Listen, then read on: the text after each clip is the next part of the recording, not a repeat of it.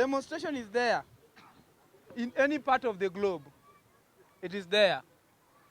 And it is governed by the constitution in that area of the globe. Like Kenya, it is in the constitution. Article 37 recognizes picketing, demonstration, assemblies, and maybe petitions. But the biggest question we need to ask ourselves, where are we heading with the demonstration? That's the biggest question we need to ask ourselves. I remember in this country, we've only benefited from demonstration during multi-party era, when we were fighting for multi-partyism. That is when demonstration brought us something of fruitful to us in this country. But after multi-partyism, we've had demonstrations. Ask yourself, you have series of those demonstrations. Go and analyze each and every demonstration. What did it bring in your table? Constitution 2010 never went through demonstration. Never went through demonstration. We never went through demonstration to get Constitution 2010. We went through what is called a referendum. That is what brought us new constitution. So analyze, before you think about this demonstration, analyze what it has brought in the table. Apart from multipartyism that you are enjoying today, freedom of speech that you are enjoying today, those are the benefits of demonstration. The one that you want to do or the one that you are thinking of doing, look at what it has for you. Don't just be part of demonstration, but you don't know what you are going to fetch or what you are going to harvest in that demonstration. You will, what is your problem, honorable member?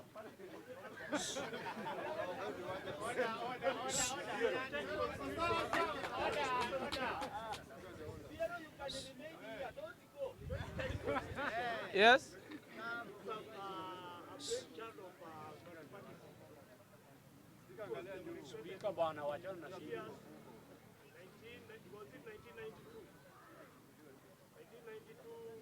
Speaker, you're managing my time, eh? 2002.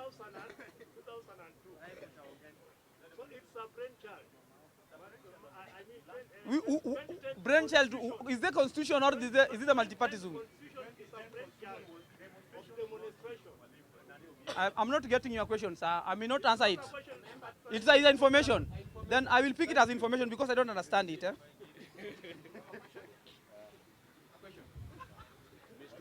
One more question from him. Okay, order member. Mimi nauliza hivi. Ni wewe sasa utakuwa Raila akiitisha maandamano, utatuambia ile mzuri ya kuenda? Asante sana. Mr. Speaker, ameuliza swali mzuri.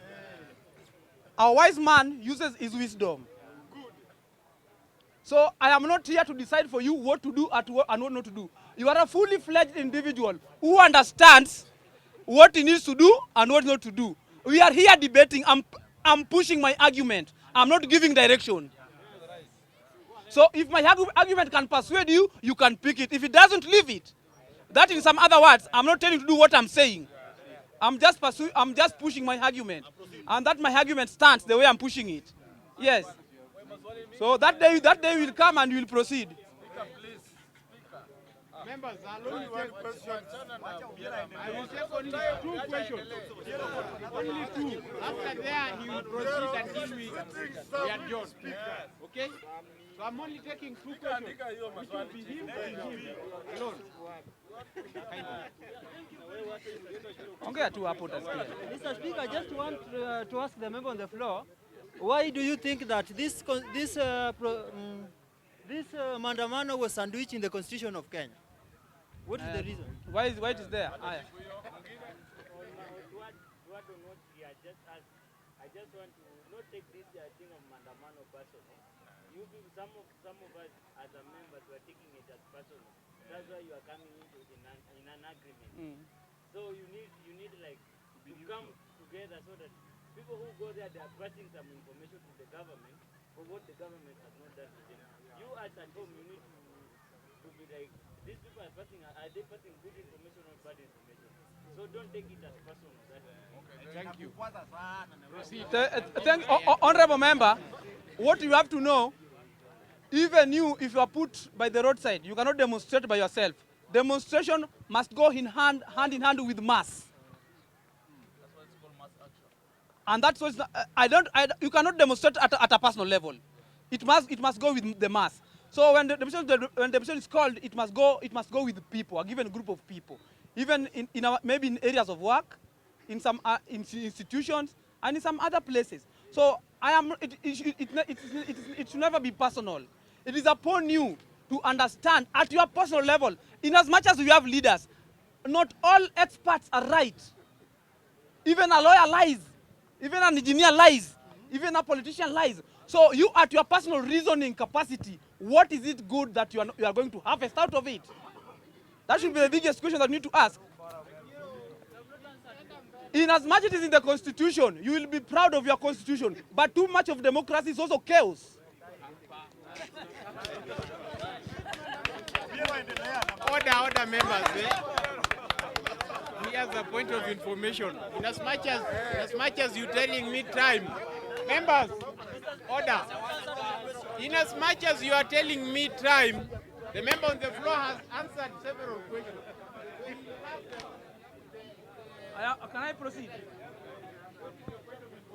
He has not answered my question. The time is very convenient.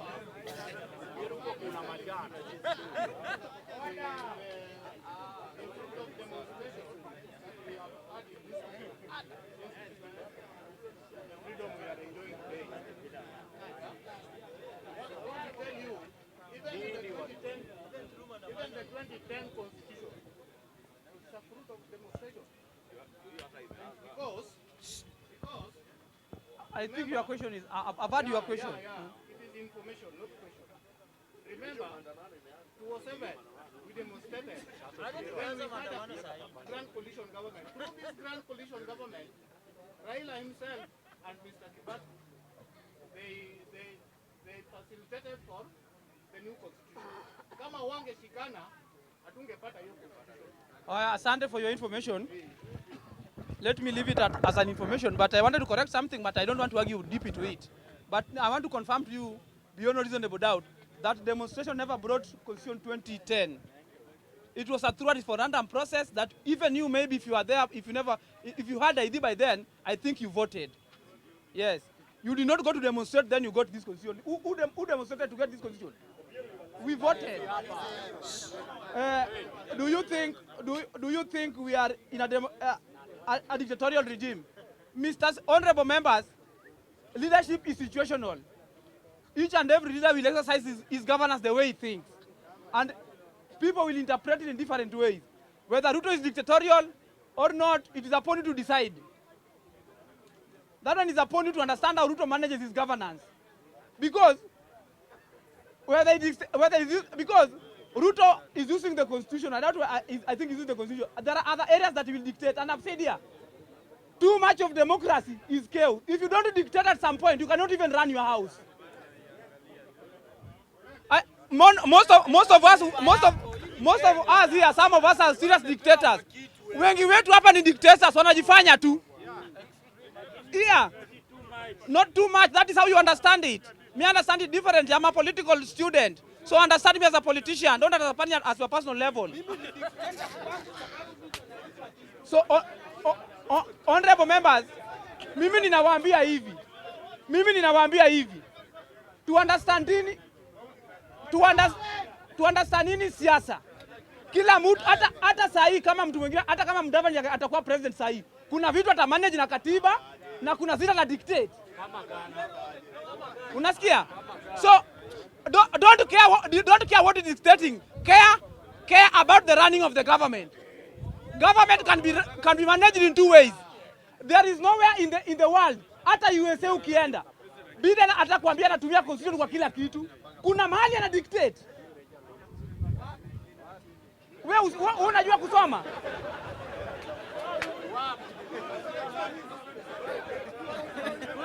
Unajua kusoma? Isi nduthi. So Mr. Speaker, it depends with how you will understand Ruto. Kama utamuona kama dictator ni sawa. Kama utamuona kama mfanyakazi ni sawa. Hiyo ni interpretation yako. Kuna mtu atamuona kama mtu anafanya kazi. Kuna mtu atamuona kama dictator. Kuna mtu atamuona kama mwanasheria. Mimi namuona kama president. wa inchi. So wewe vile unamuona, wewe muone tu kivyako. It does not mean that I'm supporting Ruto, but these things have to be said. Unaona?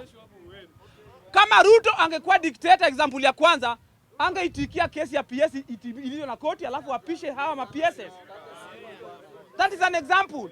Si aliongojea kesi iende kotini, alafu PS wa nini, alafu ndo akuje waapishwe. Si ati tuna support. So hizi ni vitu hata nani angeingia kwa kiti bwana. I'm telling you, hata wewe Sayuki katu president, kuna vitu utadictate na kuna vitu utawacha zipite kwa sheria. Omba Mungu chenye uombe Mungu. Nawaambia chenye uombe Mungu, bora uombe Mungu inchi kuwe na amani. Bora omba Mungu inchi kuwe na amani. Hizi mambo zingine mnatuambia nyinyi wote hapa azingi.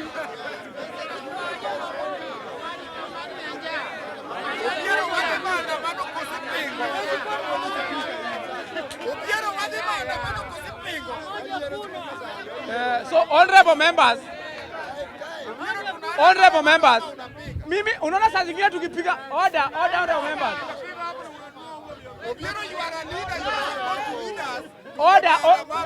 Honorable members. Let me tell you something. Nataka muelewe hii. Unaona? Nataka muelewe kitu kingine hapa. Honorable members. Unajua order tu kidogo, order tu. Si lazima ufuate njia yangu na si lazima ukuwe na fikira yangu. Diversity of opinion ndio inajenga inchi. Na ukiniheshimu opinion yangu, pia mimi nitaheshimu tu opinion yako. Tusipigane kwa siasa. Mimi sitakuongoza kwa njia ya uovu. Mimi nitakuongoza kwa njia itakusaidia kwa maisha yako ya kesho. Na kama ndio itakusaidia kwa maisha yako ya kesho, wewe ifanye tu a personal level. Asanteni sana. Unataka kufanya nini yodo? Nataka expand business, nitaweka gari nyingine. Sasa bro, acha nikueleze. Kuna app inaitwa Vip. Unaona sasa, ukiwa na hii app, ni app yenye inakusaidia kumanage busy yako. Sasa wewe kama mse wa taxi, ukimanage transactions zako through Vip for the next 3 months, unaweza get access to loan. Alright. Na pia kulingana na design yenye unakopa na unalipa hiyo loan, wanaweza kupatia pia access to a better handsome amount ya loan. Unanipata ndugu yangu? Nakupata. Hiyo kwanza iko verified. Kabisa. Sasa download Vip leo na uexpand busy yako in the next 3 months, au sio? Kabisa bana, hata niweke sahi.